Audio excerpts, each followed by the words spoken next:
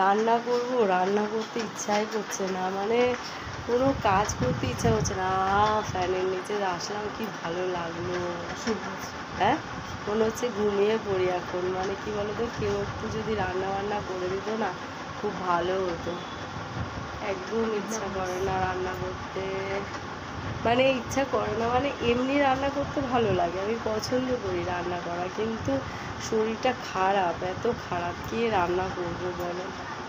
আর home delivery যা বাজে রান্না, খাওয়া যায় না, একদম জঘন্য। মানে রুটি যা করে, মানে কি বলবো, তেতো রুটি, পুরো দোকানের রুটি তো খেতেই পারি না, এত তেতো লাগে। তো পরোটা একটু কিনে নিয়ে আসলে, পরোটা পেলে তো সেটা ঠিক আছে। কি হাতা ঠিক আছে, তো তো সোজাই তো করতে হবে। ও ওইগুলো সোজা করা, সব ওগুলো সব সোজা করা। তো আজকে এখন রান্না করতে চাই, ভাল লাগছে না। হ্যাঁ, চোখের ওপর দিয়ে দেখো, চোখের ওপর দিয়ে ওর ইয়েটা রয়েছে, ও দেখা যাচ্ছে না, ওই যে চোখের ওপর দিয়ে ইয়েটা রয়েছে। ওকে না খুলে রাখলে 14 বার শুধু এখানে ওখানে এখানে ওখানে পায়ে পায়ে করে বলে বেঁধে দিয়েছে, এক জায়গায় স্থির থাক, এক জায়গায় স্থির থেকে চুপ থাক, আর শুধু এখানে ওখানে এখানে এখানে করে বেড়া। তো চলো, আমার কড়াইটাও না গরম হয়ে গেছে, একটু শাক ভাজাটা বসিয়ে দিই, আমার একটু ভাল লাগছে না কিছু গো, কী যে করবো। চলো যাই, দেখা যায়। গরম হয়ে গেছে, আর এদিকে ভাতটা, ওই চালটা না এত তাড়াতাড়ি হয়ে যায়, মানে কি বলবো, খুব ভালো।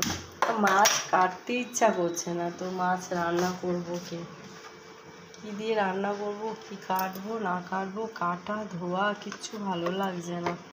চলো দেখি বসাই, কড়াইটা গরম হয়ে গেছে, এবার তেলটা দিয়ে দিচ্ছি, একটু বেশি করে তেল দিলাম।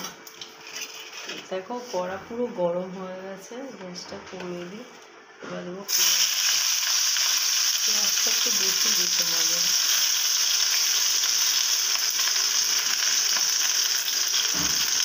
পেঁয়াজ দুটো বসিয়ে দিলাম।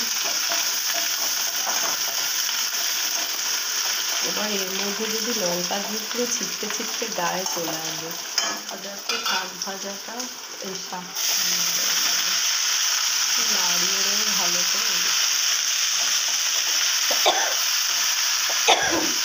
প্রচণ্ড কাশি হয়েছে, ভীষণ কাশি, ভালো লাগবে না।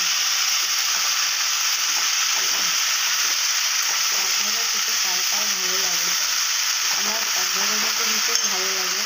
আর সত্যি কথা বলতে একদিকে ভালো যে আমার মেয়েও পছন্দ করে শাক ভাজা খেতে, সব শাক পছন্দ করে না, তবে বেশিরভাগ শাকও খায়।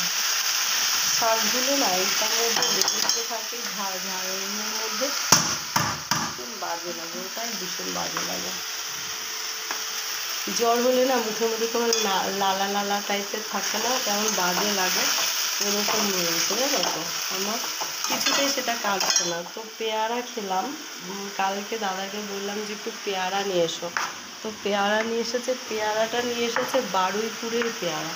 ওই পেয়ারাগুলো দেখবে একটু নরম টাইপের হয়, শক্ত কম হয়।